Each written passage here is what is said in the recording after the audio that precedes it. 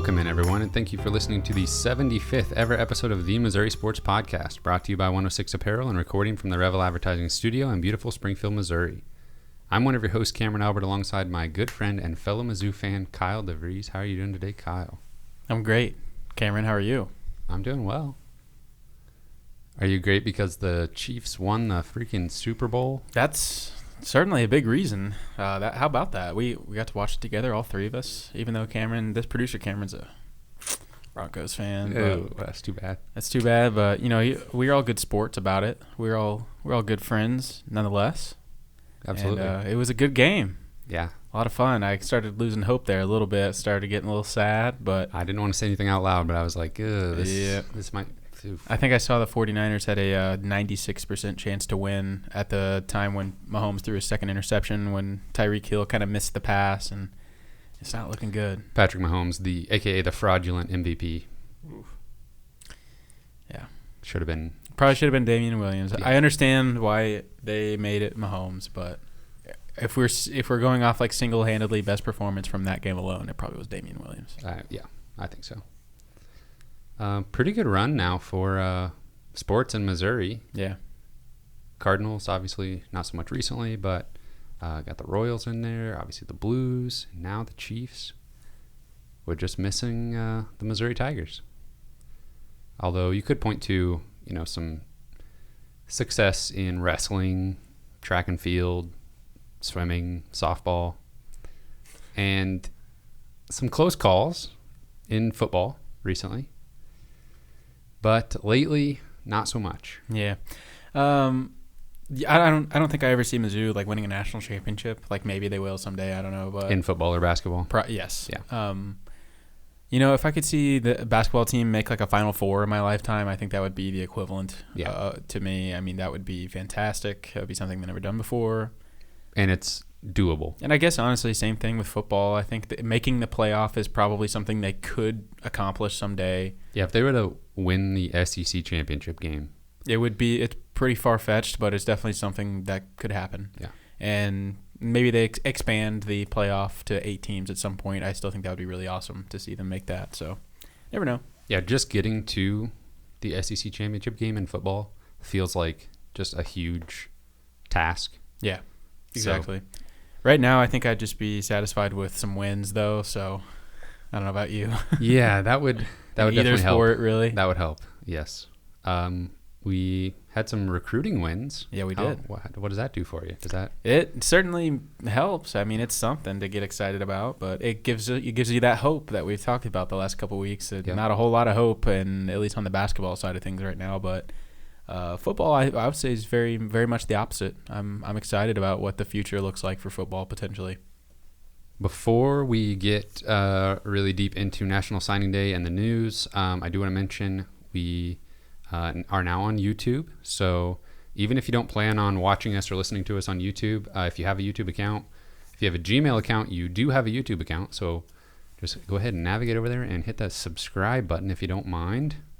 Hello, if you're watching us. Yep. See what we look like, our goofy faces and our nice little studio. Yeah, we need to get some decor up in here. Yeah, we definitely do. We never really had a big reason for it. Well, it'll be new in about a month. That's true. We're going to be figure out what we're going to do there. My wife watched the video and said, I need to work on my posture. So I'm going to try to sit up a little straighter this episode. Was she saying any good things about it? Or I think you've been really putting together some nice performances personally. But yeah, she's really there for the constructive criticism. Okay, that's fine. And I would say she's not the best to really analyze the content for how good it is. So I guess we're just gonna have to do that ourselves. Well, I happened to notice last week you came in here with just a nice looking haircut. So at least you had that going for you. It still looks nice. Thank you. So yeah, that's gonna be my excuse for more frequent haircuts probably. There you go. But yes, we're on YouTube. Hit the subscribe button over there. Tell your friends about us. Again, even if you don't listen to us on all the platforms, just any way that you can support us is really appreciated. We're going to obviously talk about National Signing Day Volume 2. We're going to talk about basketball. I was going to say the good and the bad, but it's pretty much all bad. But at the end, we are going to bring back a segment Mizzou basketball, where are they now? Where we look at a player from Mizzou's past who did not stay with the program, and we're going to see if Kyle can figure out who I'm talking about. I'm going to give him a few clues, so make sure you stay till the end for that, or skip to the end if we're being honest and you don't want to hear about basketball losses. But that is there for you as well. But first, we have news, and it is all about National Signing Day Volume 2. So, the early signing period was in December, and Missouri had a 10-man group there that 10. signed at that point.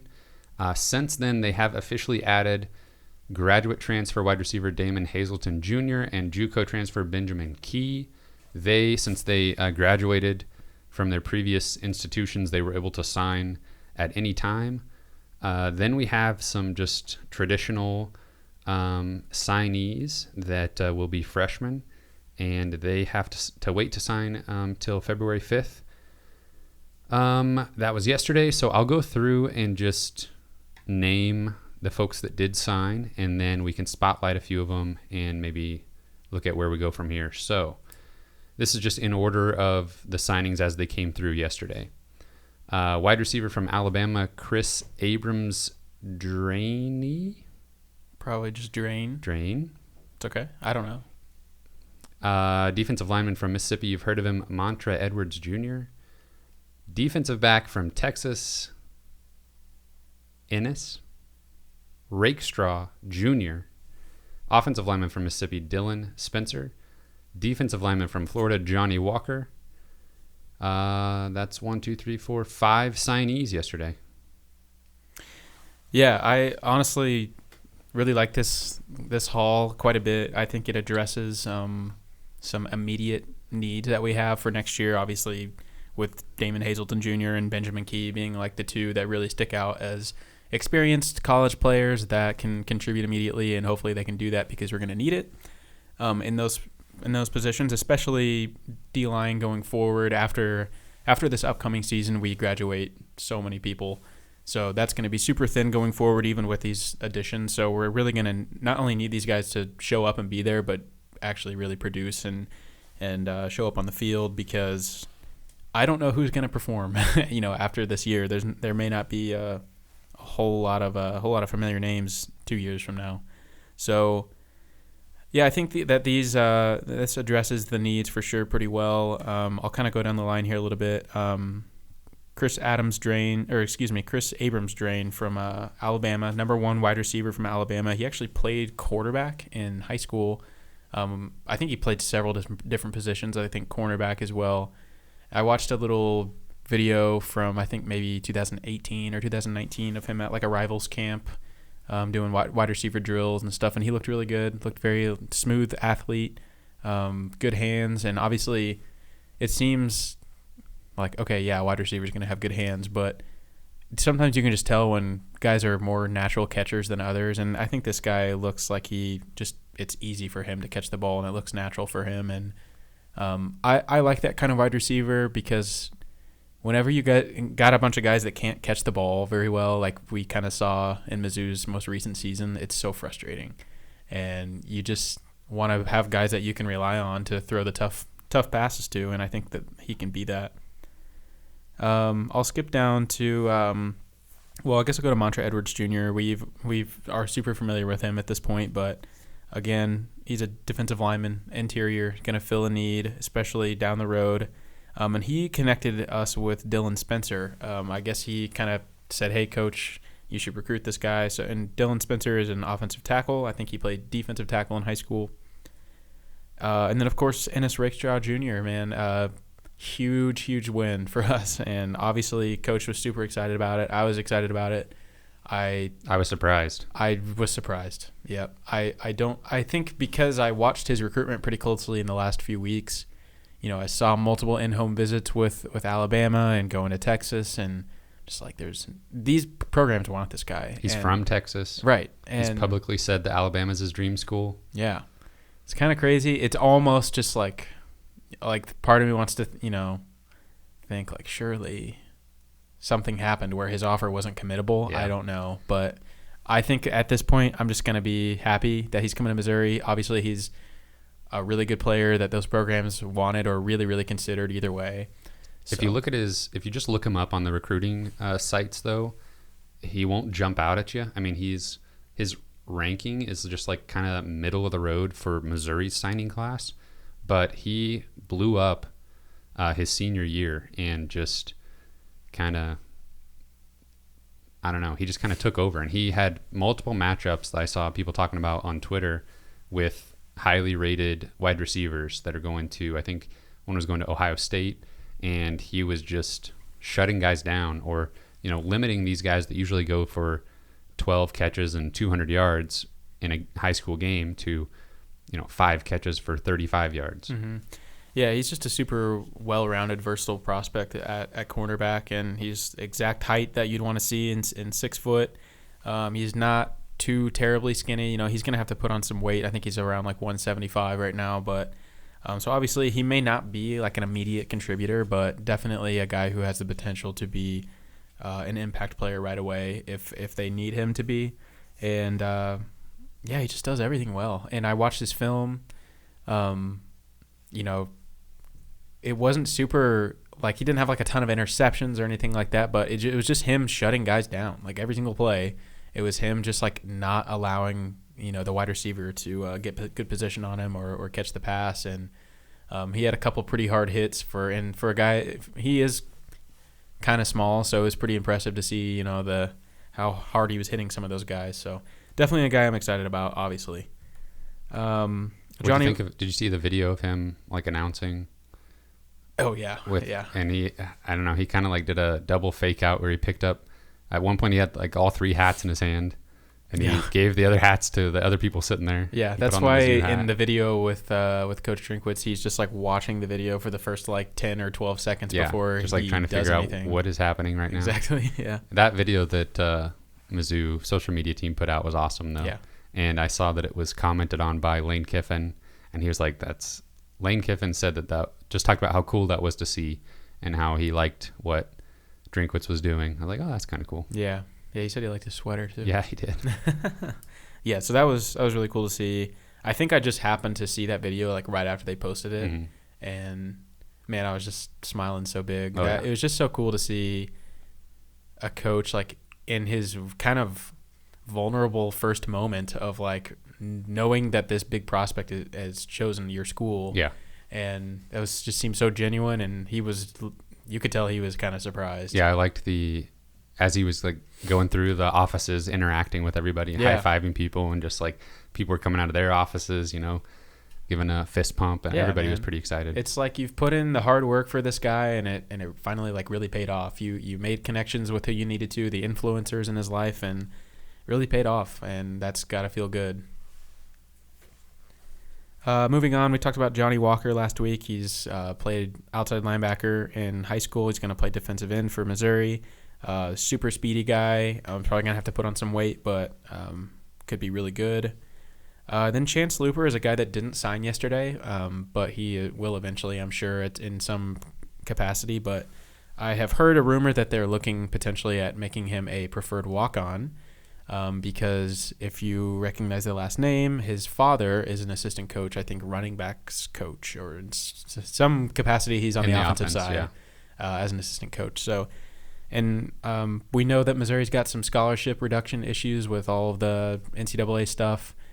So we're going to have to get creative with how we, fill all the scholarships. And so there's technically not really room for all of these signees. So there's going to be some transfers out.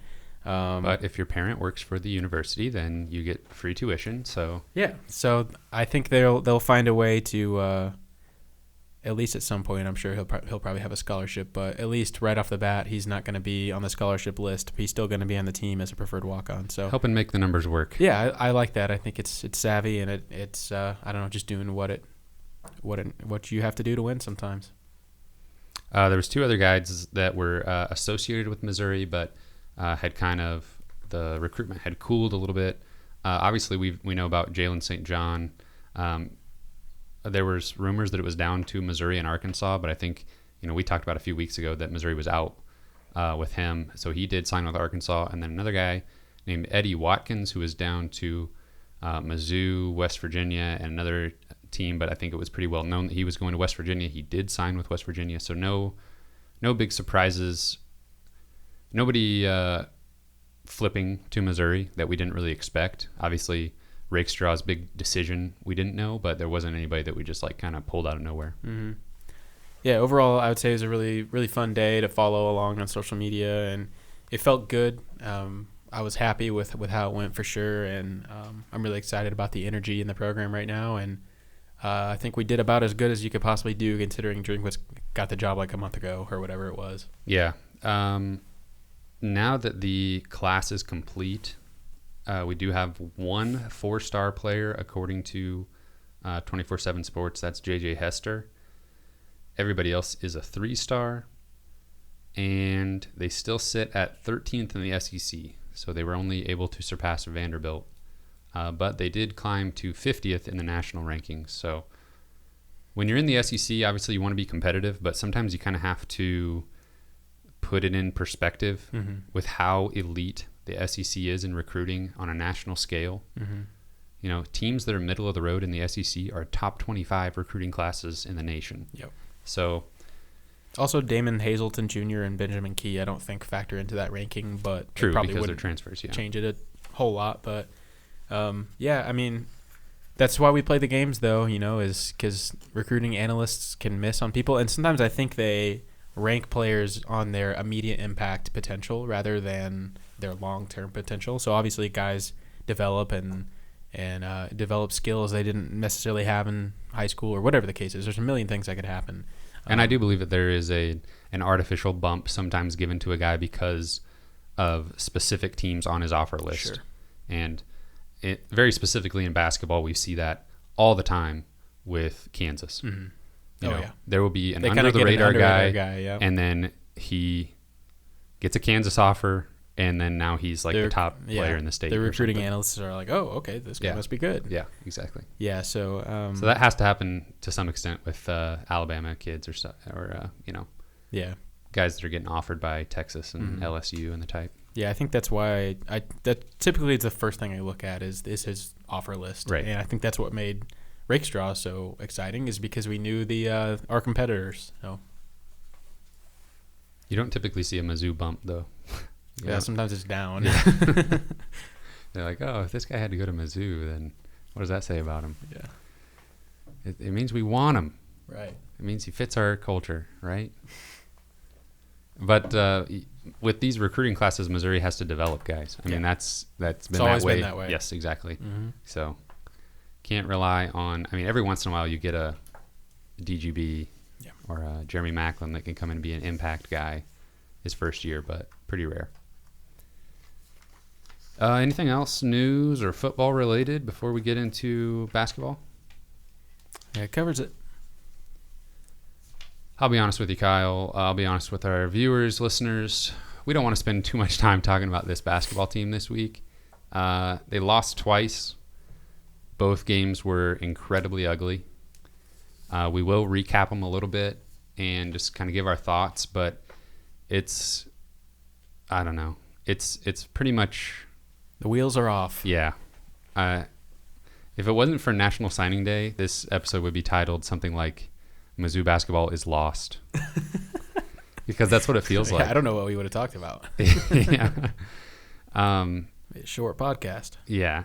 I have a few thoughts. We've touched on kind of the state of the program a few times in the last 2 months or so. I do have some thoughts to add to that at the end here.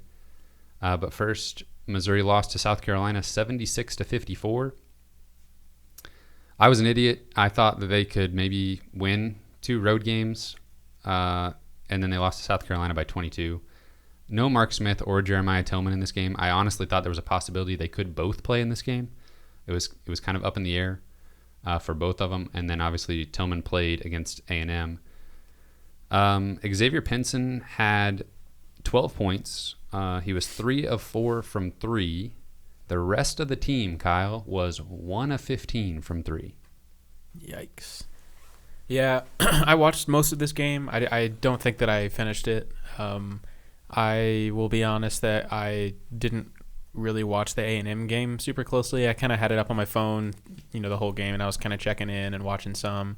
but just doing other stuff because, quite frankly, after losing to South Carolina by 22 points, I just kind of feel like this team doesn't deserve me blocking out 2 hours of my life to sit down and watch them like I normally would. And that doesn't mean I'm not going to pay attention and everything. I'm still going to, watch the game as much as I can, but I'm not going to just make it my priority for the night like I usually do in the past. But unless things – and a lot of that had to do also with just them playing A&M. Right. I knew it was going to be such a boring game. Yeah. Both teams Second are bad. time we played them this year. Both teams play really slow. It's going to be ugly.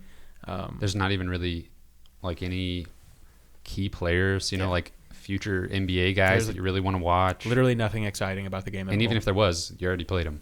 Yeah. So, let's see here. The South Carolina game, though, Missouri shot 39% from 2, 21% from 3. They only attempted 15 free throws against one of the worst fouling teams in the country.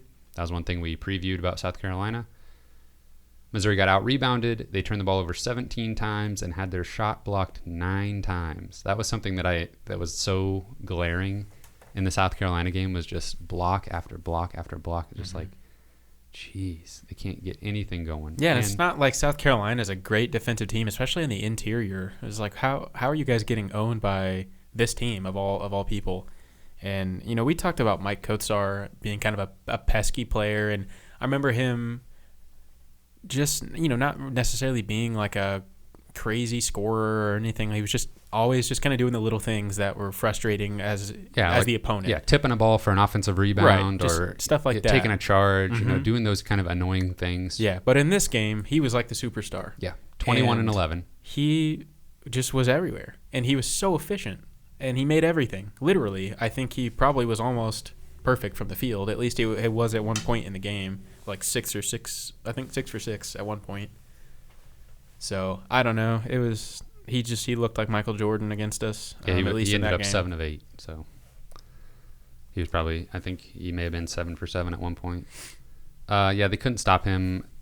Just to tell you kind of like how the two different offenses played, South Carolina had 5 players with an offensive rating greater than 100. 100 is considered average.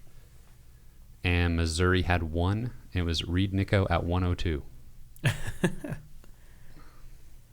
Yeah, I mean, I believe that. I watched him struggle for 2 hours. I believe that. Drew Smith and Mitchell Smith were a combined 0 for 8 from 3.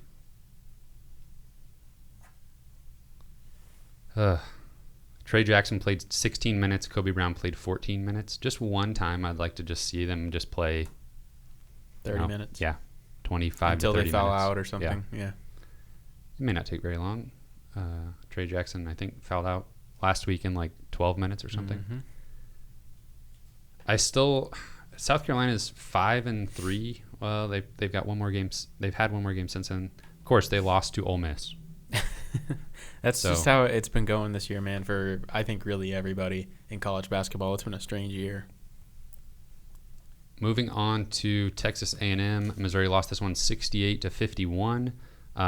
No Mark Smith again, but Jeremiah Tillman did play 12 minutes. He recorded 2 points, 4 rebounds, and a block shot. Didn't look too bad. You kind of got to limit him a little bit, probably. 12 minutes seemed about right. Just kind of get his feet wet again. Yeah, it looked like he looked pretty good, at least in the times that I happened to be watching my phone. I saw at one point he had it down low and kicked it back out to Kobe Brown for a 3, and so that looked nice. Just kind of one of those things that just helps the offense in general, the fluidity of the offense. Pretty sure his 2 points came on the finishing end of an alley-oop that just looked, like vintage Jeremiah Tillman when he's on his game. Funny note from this one, Javon Pickett found a way to commit 6 personal fouls, and you're only allowed 5 in college. And that was because he committed a foul about half court. They blew the whistle just a tad late, but then the offensive player continued for the layup, and he wasn't having that. So he fouled him again. So they called a technical foul. So he committed his 5th foul and then his 6th foul because they called a technical on him. So he is listed in the box score as committing 6 fouls in this game. Wow. He thought he was in so the it like NBA wasn't for a a second. mistake. It was just actually like he actually somehow found a way to He did it. to do that. Wow. Kyle, tell me if this sounds familiar. Missouri shot 36% from 2, 26% from 3. They were out-rebounded this time 49-30. and they turned the ball over 17 times. They also committed 31 fouls to A&M's 19. That's just so ugly. Yeah. Like everything about that. There's nothing even remotely average or acceptable about any of those numbers you just told me. At one point in the second half, Missouri was down by 29-30. After that, Texas A&M went on a 13-2 run, and then about 5 minutes later went on a 12-2 run. I genuinely just kind of feel like this season needs to end because, like, I feel like everybody in the team just, like, is playing way – I mean, none of them are super talented, but maybe outside of Jeremiah Tillman, but everybody just needs to, like, reset their brains or something. I don't know. Like, everybody is just like a zombie out there, man. And including me. Like, the fans need a break too. Like, just, I don't know. Because you know what happens over the offseason and we start to, like, think that they're going to rebound the next year and be fine. We were talking like Missouri could finish top 4 or 5 in the SEC not that long ago. So time, what is it? Time heals all wounds or something like that. So, yeah, we need some time. Also, absence makes the heart grow fonder. Yeah, so whatever. Maybe a little bit of time away from this team. We'll learn to love them again. I knew I was probably messing up that phrase in some way. No, that was a good one. Oh, that was a good one? Okay, Yeah. Thanks. We're all about the phrases here. Missouri is now projected to finish, guess what, Kyle? 13th in the SEC, really? according to Ken Palm. Not last. Okay. Well, that's second to last. And the SEC media will not watch a single game of Missouri this season, except for maybe the Kentucky game. They'll look at the standings at the end of the year, and they'll be like, we told you. Yep. It sucks. In the SEC, they are 13th in offensive efficiency and 12th in defensive efficiency. And we've got 9 games left, plus 1 in the SEC tournament. Are they going to qualify for the tournament? SEC tournament? Everybody gets in, unfortunately, unless you are Unfortunately. unless you are barred from the tournament due to sanctions, which that has happened to Missouri. Do you remember when we beat Auburn in the SEC tournament not that long ago, like on a buzzer beater? Yeah. And Auburn was playing in the play-in game of the SEC tournament like 3 seasons ago, and coached now, by Bruce Pearl. And since then, they've made a Final Four, and I think right now they're like 18-2. All that tells me is that can be Missouri. They're cheating. That too. Missouri. That could still be Missouri. And they lost all 3 of their top scorers last year, Yeah. and they're still like 18-2. Yeah, they're jealous. pretty good. Yeah. But do you really want Bruce Pearl as your coach? If we win, yeah, I don't care. Okay, well, remember Kyle said that, everyone. He doesn't care as long as you win. Wow. I'm at that point. Some of us have a little bit more moral fiber than Kyle, apparently. I think everybody cheats, Cameron. Excuse me. Except for a lot of coaches, I'm sure. Well, I guess there's different levels of cheating. Some people say that hiring a prospect's dad to your assistant staff is cheating. Probably so. Let's see here. Next up, Missouri plays at home against Arkansas. About 2 months ago, this was a game I had circled, like, hey, maybe that'd be a fun one to go attend. It actually is now ending up being the Rally for Ryan game. Unfortunately, it's probably going to be the first loss in the Rally for Ryan series, but that's not what's most important in that game. It's about raising some money for a good cause. But Arkansas is 16-6, 4-5 in the SEC, number 34 in Ken Palm, 88th on offense, 16th on defense, and playing really well for a first-year head coach, Eric Musselman, who came to them by way of Nevada.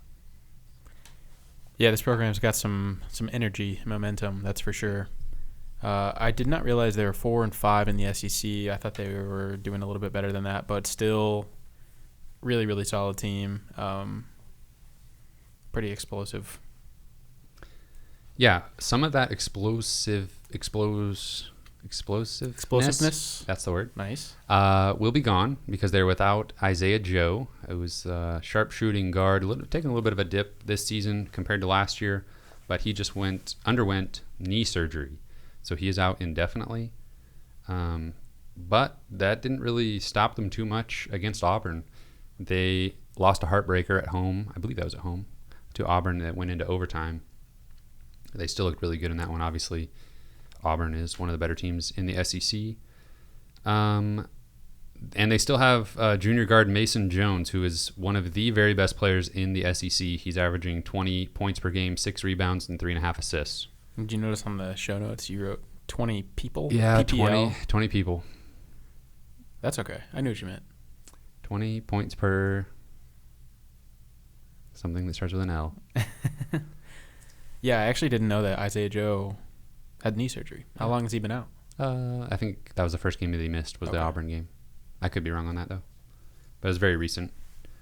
Another player that you may have heard of is Columbia, Missouri native Jimmy Witt, who, interestingly enough, started his career at Arkansas as a freshman before transferring to SMU, and then as a graduate transfer has now transferred back to Arkansas. I think we talked about this when it was news at the time, and is having a pretty good senior season. He is definitely not... I think he's kind of a guard forward hybrid. Not a very good 3-point shooter, but he doesn't shoot any threes. I think he's literally shot like 1 this season. Yeah, he's over 1. But was he kind of a high volume shooter coming out of high school? For some reason, I thought that he was that kind of player. But I mean, high volume, yes, but not from range, really, even in high school.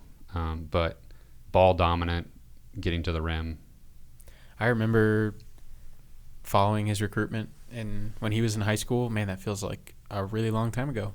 And yeah, he's had a really strange, kind of bumpy career, but I guess good for him that he's kind of finding his stroke a little bit again, back at the same school he started at. Right. Yeah. Came full circle.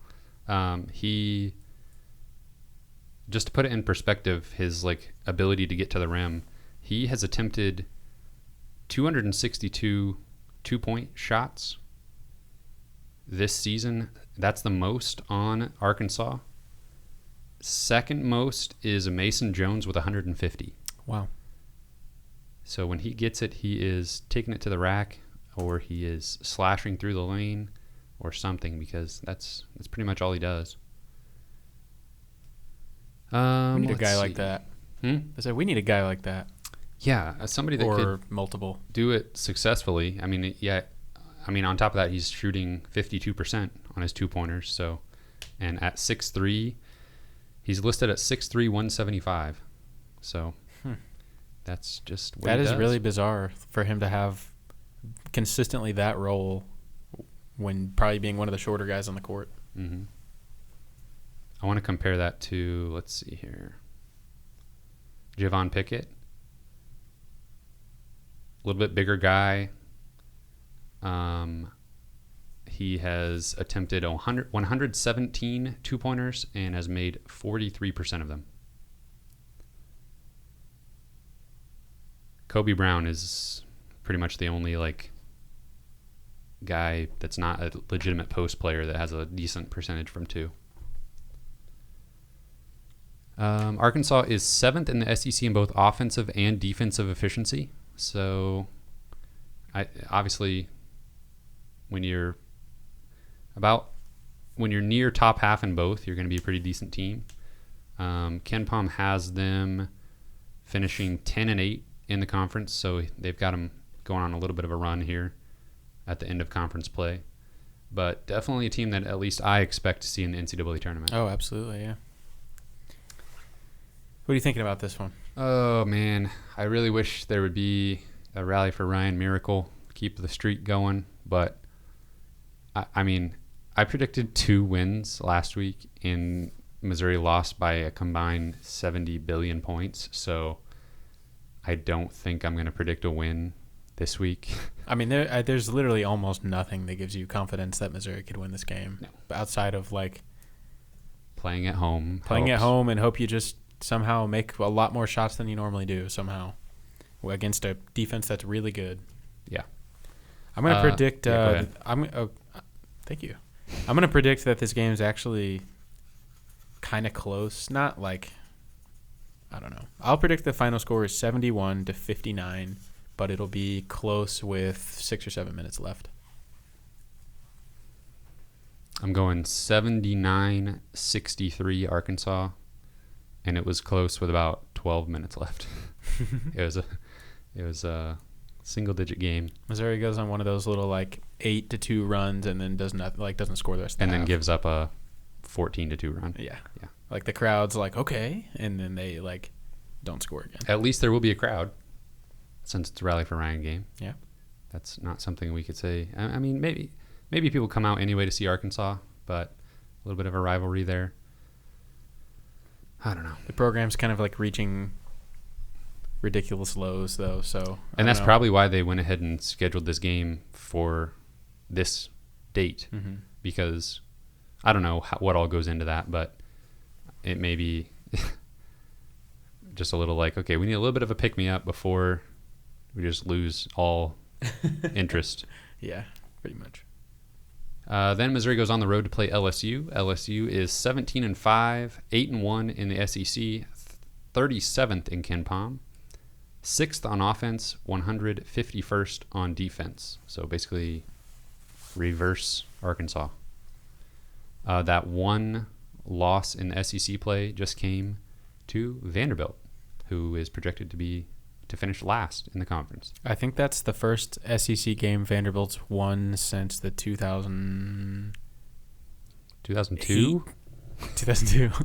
I don't know. It's been a couple seasons since they've won an SEC game. Yeah, their last conference win actually came in the final game of the 2018 season. Yikes. I also saw a comment, I believe, from 0-18 last year. Yeah.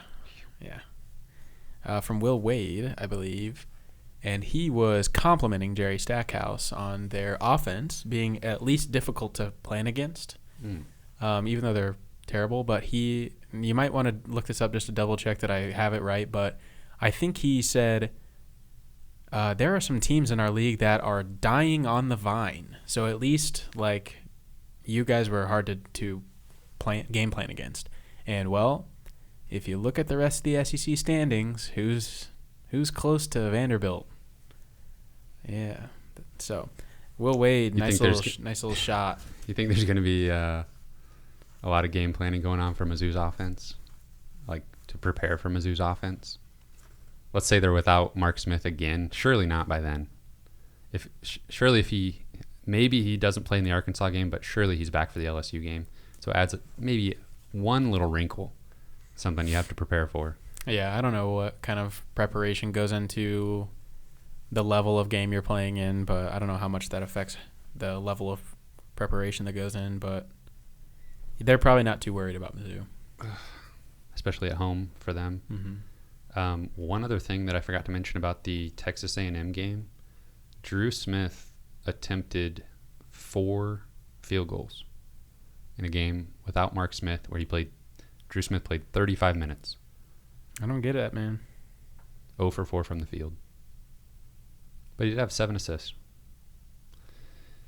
Yeah, I'm not really sure either. Back to LSU, though. They have wins over Tennessee, Arkansas, Florida, Texas in the Big 12 SEC Challenge, and Alabama. So some pretty decent conference wins so far. And then they were taken to overtime by Texas A&M, and then obviously they just lost to Vanderbilt. So they have, kind of like everybody else in the SEC, a propensity to kind of be up and down, and maybe could lose to anybody at any time. Obviously, yes, Will Wade is still their head coach somehow. And they lost a lot last year, including Tremont Waters and Naz Reid, who are both in the NBA. But they returned Skylar Mays, Javonte Smart, and Emmett Williams, who were big key parts to their team last year that won the SEC. Mm-hmm. I kind of hate everything about Will Wade and LSU, and I'm still mad at them for the insane comeback they had on us last year. But I do have to kind of tip the cap to Skylar Mays, because I think he's just an incredible player, and it's kind of fun to watch. He's not super athletically gifted, but he just is so crafty and just always making plays. Always makes shots. Yep. Yeah, just everything seems to always go in for him, and he's a fun player to watch. According to the analytics, they have the number one offense in the SEC. It is led by Skylar Mays at 15 points per game. This time it autocorrected to pig. So 15 points per game. And they have 4 other guys that are averaging double figures school. Oh my.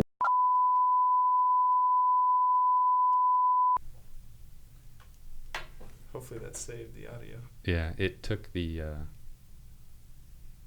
time that we have left is reduced. Wow, thank goodness. Congratulations, YouTube. You got to see some technical difficulties. We'll see what producer Cameron does with this in post, but you may get to just see everything. Probably.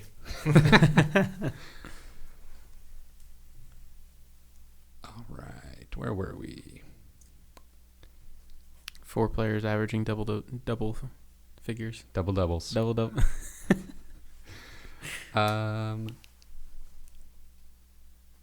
They have the number one offense in the SEC according to the advanced analytics as far as offensive efficiency, and they are led by Skylar Mays at 15 points per game. This time on my notes it autocorrected to pig, so 15 pig. But they have 4 other players averaging double figures. They have great size pretty much all the way up and down their starting lineup, plus a couple of key reserves. So they just are one of the best teams in the country at finishing at the rim. I think they're 6th in 2-point field goal percentage offense. That does not bode well for Missouri because Missouri's defense is 12th in the SEC at 2-point field goal percentage of defense. Missouri's just not about those 2-point plays, are they? They're not good at scoring them, and they're not good at defending them. Well, in SEC play, they have not been good at defending anything except apparently creating a little bit of havoc. They're still number 2 in turnovers and steals. Yeah, they definitely at some point in the season forgot that they only know how to play really good defense because they've kept the poor offense thing going from the beginning of the season, but they forgot the other integral part of how to win games. Yeah, you always see something like on KenPom, you can just click a little button that changes it from their whole season to conference only. And you always see something that's like, oh, that did not match up to the non-conference schedule.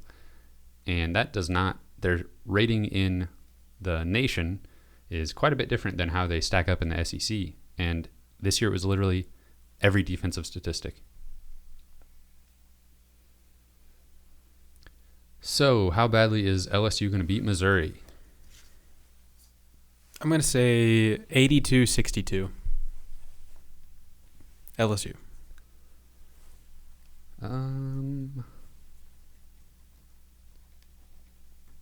I think LSU 82. That sounds about right. What's KenPom predicting? KenPom is predicting 79-68. That sounds a little too close. Yeah, if they're up by a lot, to start the second half though, maybe they ease off a little bit. I'm gonna say LSU wins 80-64. So just a little bit closer than you had. I said that at the beginning that I wanted to talk just a little bit about the state of the program one more time, and I think it's interesting the fact that Konzo Martin cannot, according to his contract, cannot be fired after this season, because it's getting to the point where if that wasn't the case, and a lot of people are saying this because they don't know that this is the case. Our listeners are more educated than the average Mizzou fan, so we know he can't be fired. People are still saying that he should be at the end of the season or right now. And if that wasn't the case, then I think a lot more people would be saying that, of people that you might actually respect their opinion of. And I think that creates an interesting dynamic for next season, because if this season continues like it is and they win, 5 conference games and they're at the bottom of the SEC, then next year is absolutely a make or break season. And it won't really matter what the recruiting class coming in will look like at that point. you'll be looking at a situation where if this squad next year wins less than 18 games, less than 9 conference games, are we looking at a coaching change? Probably. What do you think? This is kind of a ridiculous question, but what do you think the odds would be of Cuonzo Martin getting fired at the end of this season? Let's just assume things continue how they are. What would the odds be of that if that was a thing that could happen? Not very good. I think that he would still be here. But I mean, honestly, if you look at it, it kind of feels like a Barry Odom situation where there was a lot of high hopes for this season, and it was really disappointing, especially the second half of the year, which is exactly what happened in football. The only main difference that I can think of is that Cuonzo Martin was hired by Jim Sterk, and Jim Sterk and Barry Odom clearly never, from the beginning, never really seemed to be on the same page. So that probably plays a pretty big role. And also, I don't know, there's probably not as much like buyout implications that went into the Barry Odom situation. With the Cuonzo situation, oh man, like contractually, it's completely different. Right. What is it? We have like a $3 million buyout if we fire him after next season. I mean, that's insane. That is a ridiculous amount of money. Somebody will step up, though. Yeah. A booster will step up and help out. You're probably right. If that's really what needs to happen. Right. So after this season, though, no. I mean, just because he's the Jim Sterk's guy, I feel like he's sticking around probably 90%. And as much as we did have hype going into this year, you know, people, obviously, we've talked many times about how everybody disagreed with the SEC media. You got to look at next season as well. Don't know about Jeremiah Tillman, but Drew Smith, senior Mark Smith, all these, you know, the core sophomores are now juniors. I mean, you just have to look at the scholarships and see that you're only losing Reed Nico and potentially bringing everybody else back. I see that as more of a, okay, these are your guys, you know, this is the kind of the year to really show us what's going on. Yeah, next year will be the year where everybody's kind of had a few years in the program. Everybody's been together on the same page for a little while. If things don't work out next year, then yeah, it's just going to be like starting over time for sure, where probably going to be half the team's going to be completely different because some of them will graduate and some of them will probably transfer out and maybe find a grad transfer destination or whatever the case is. It's going to, if next year looks like this year, it's 100%. It's next year can't look like this year. There has to be significant improvement. And I would even take modest improvement at this point. I got to remember where we are now on February 6th with how terrible everything looks and not get too hyped up at the beginning of next season and predict, you know, an SEC or a NCAA tournament bubble team, because how can that be a realistic next step from this season? Mm-hmm. But just some improvement. And you basically have to think about this season as year 2 of a rebuild. There was an artificial injection of talent that first season. And even, I mean, I'm talking about like Cassius Robertson and Jonte being like the two main Jordan guys. Barnett. Yeah, Jordan Barnett, you know, you were going to have him regardless. But True. Those two, MPJ not playing, you know, negates that. But those two coming into the program and being as good as they were was kind of just like an artificial, like I said, injection of talent that immediately fell off. Normally wouldn't be there, yeah, Right. and fell off immediately, yeah. So, I don't know. I just wanted to kind of see where we were there and just kind of try to get some realistic expectations for the next 6 months or so. I would really love to, this will never happen in a billion years, but I just wish I had like the ability to sit down with Cuonzo for like 10 minutes and just be like, tell me what's going on. Like, why, like, I want your honest explanation for why the lack of recruiting. Are you just waiting until the season's over because you don't want to host people on campus because the game atmosphere is awful? And honestly, that might be the case. Maybe he just wants to wait until the season's over so we can stop being in the news like negatively. Twice a week we're in the news for like getting killed by South Carolina and other random SEC teams. So maybe he just wants to kind of get the struggles out of the forefront and recruit guys in the off season. I want an explanation for like, why is the offense so bad? Like, is it because it's too complicated, or is it just because guys aren't making shots? And why aren't we playing defense anymore, especially since we know we're terrible on offense? Well, he flat out said he's questioning the toughness of some of his players after the Texas A&M game. He said he basically was calling the team out and saying, who's going to step up and do something about this, which makes me think that, you know, he's never going to, he has at times, you know, admitted to, and that's kind of coach speak when they say, you know, like the coaching staff could have done a better job preparing for this or something like that.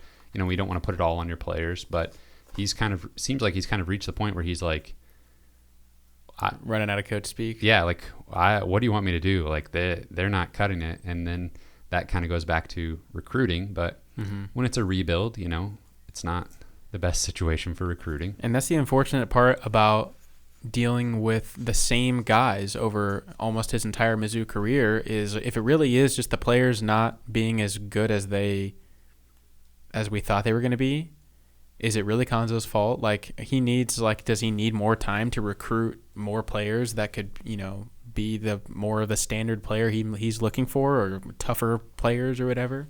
I don't know. But I still think we see what these players can be. Yeah.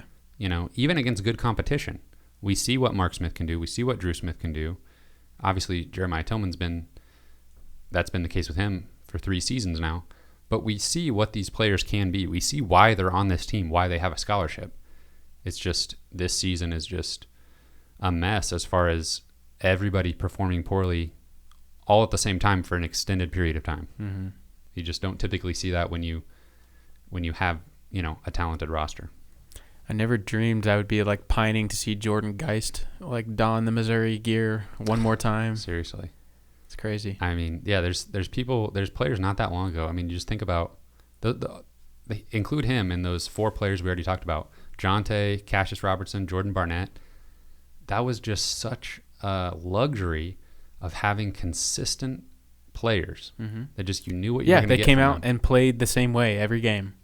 And we have none of that right now. Not a single player on Missouri's roster, maybe Drew Smith, are in that conversation where they just come out and play the same way every game. Well, that was fun. We do have a fun segment, though. We teased it at the beginning, so hopefully you're still here with us. It might be fun. It might not be fun if I can't get it for like half an hour. Well, it's a challenge, I'll admit. We are going to play a little game of Mizzou basketball. Where are they now? And in this game, I start to describe a player from Mizzou's past who did not complete their basketball career with Missouri, and we see how long it takes for Kyle to figure out who I'm talking about. I think we got a good one this week. I'm going to just start with the hints right away. When I was doing research on this player, a much more robust basketball career than I gave them credit for before I started this research. Whenever you say a player that didn't finish at Missouri, could it be a player that maybe was like a grad transfer, or are they ineligible? This is basically just any player that played at Missouri at some point, left the program for any reason, and then went on to do anything significant. Okay, so it couldn't be like an Alex Oriaki who played 1 year, but it was his last year. No, I would not really pick that kind of person. Gotcha. That kind of person. That we don't want his kind. I would not pick a player with that kind of career trajectory. Gotcha. This player, however, was named MVP in the All-Canadian Classic High School All-Star Game that also featured future number 1 NBA pick Anthony Bennett. Anthony Bennett, played for UNLV and then was the number 1 pick of the Cavs, but he was a huge bust. Negus Webster-Chan. Oh my gosh, ladies and gentlemen, he got it in about 5 seconds. You checked your watch. Well, it was just the Canada thing. Like it was Technical either Caesar. True. I tried to. There'd been a few guys come through Canada. I put that Anthony Bennett thing in there to maybe try to give you some time frame to think about. Yeah. But he got it right away. Cool. I meant to mention before that last basketball season, we did talk about Torrin Jones, Jakeenan Gant, Jonathan Williams. Kind of forget about him. Jonathan Williams. Yeah. Stefan Jankovic. I mean, think about the careers these guys had after they left Missouri. It's insane. Went to Creighton, then went to Cal, then Creighton. Kreklo? Yes, Ricky Kreklo. And I think that was it. I think we did 5 last year. But you got it right off the bat. So Negus Webster-Chan, you may remember, played 1 season at Missouri. He was basically the backup point guard, but he was kind of ill fit for that role. Yeah, he was frustrating to watch. I remember he had kind of ball security issues and had it stolen away a lot. But I didn't remember how big he was. He's 6'7", 200 pounds as a freshman. Wow. And just thrown into this role where you're going to play backup point guard for about 15 minutes a game. Like, okay. He did have a season high 12 points in a win over VCU, and then transferred after his freshman year. Was that the battle for Atlantis? Yes, it was. Okay. They also lost to Louisville in that tournament. Yeah. Well, did Louisville win the national championship that year? They sure did. They were good. Basically the best team in the country all season. They were really good. So then he transferred to Hawaii. Mm-hmm. And in his sophomore season, I wasn't going to tell you that it was Hawaii, but in his sophomore season at his new school, he shot 42% from 3 on 5 3-point attempts per game. Really good shooting there. Obviously something we did not see at Missouri. Also, I found a flaw in KenPom's player pages, because usually, it doesn't matter how many teams a player plays for. You click on Jimmy Witt's profile, it shows Arkansas, SMU, Arkansas. Negus Webster-Chan has 2 different player profiles on KenPom. He has one showing 1 season at Missouri, and then a separate page. So you have to go to Hawaii's 2015 season, find him there, then click on him to see his stats for that 1 season at Hawaii. So, Ken, if you're listening, please change that. He had a career-high 20 points in his only KenPom MVP performance in a win against Long Beach State. And then he only played 1 season at Hawaii before attempting to go pro. This is where things get a little bit interesting. He played 12 games for the Halifax Hurricanes of the National Basketball League of Canada. And then he attended an open tryout for the Toronto Raptors G League affiliate. And in this article I found the attendants who wanted to participate had to pay $275 to try out for the G League affiliate of the Toronto Raptors. And coaching that team was Jerry Stackhouse, now Vanderbilt head coach. He did earn a spot on that G League team and played parts of 2 different seasons before landing a spot on the Saskatchewan Rattlers of the Canadian Elite Basketball League.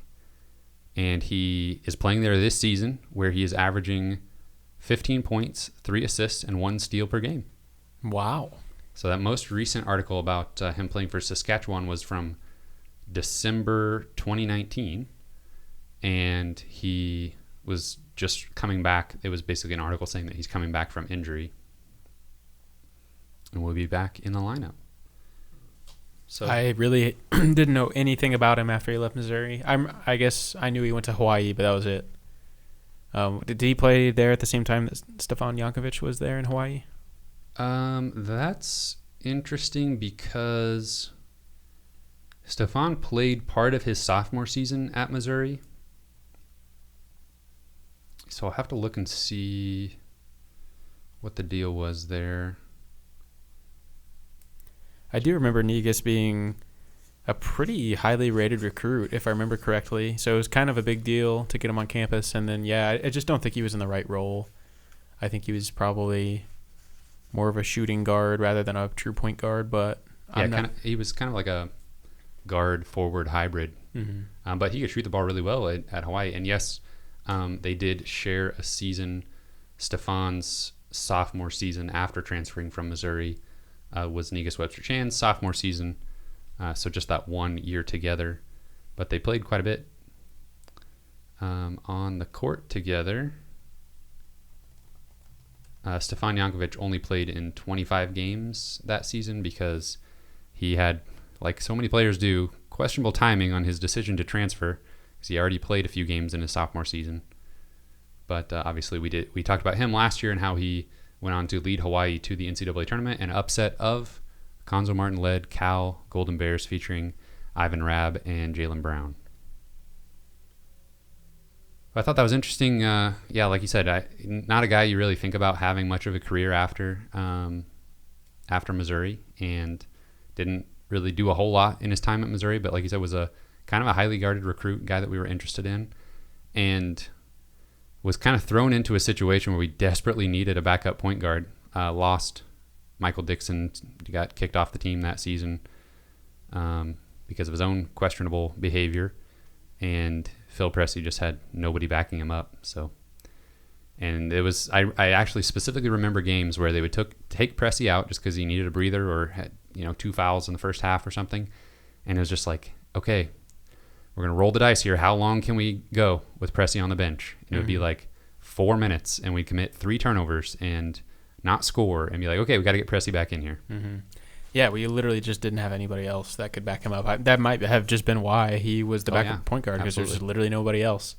And I remember he would just get the ball poked away from him at like half court all the time, just trying to bring the ball up, and he could barely do it sometimes because they would just be like hounding him. But dribbling the ball up the court at 6'7" probably isn't super easy. Yeah. I don't want to know how many times I would lose the ball trying to dribble to half court against the college defense. Yeah. But I thought we'd just talk about Negus Webster-Chan, take a little trip down memory lane, and kind of just talk about how well he's played in some Canadian basketball leagues. He does still say that he has dreams of getting back on a G League team and then maybe working his way into an NBA situation. But I don't know how well the Canadian Elite Basketball League pays, but 15 points, 3 assists, and a steal will help. Sounds pretty good to me. Well, Kyle, do you have anything else that we need to go over this podcast episode? I think we have. I think we've pretty well covered it. What do you think? I think we're good. Cool. We better get out of here before we have another technical difficulty. You're right. All right, guys. You can find this podcast on Apple Podcasts, iTunes, Google Podcast. Yes. And Spotify. I saw you guys kind of like roll your eyes whenever I said you can find this podcast. Oh, no. We were referencing technical difficulties. Right. We're on Twitter at Mizzou Sports Pod, and you can email us at MissouriSportsPod@gmail.com. And you can find me on Twitter at C_Albert08. Thank you, everyone, for listening. We will see you next week.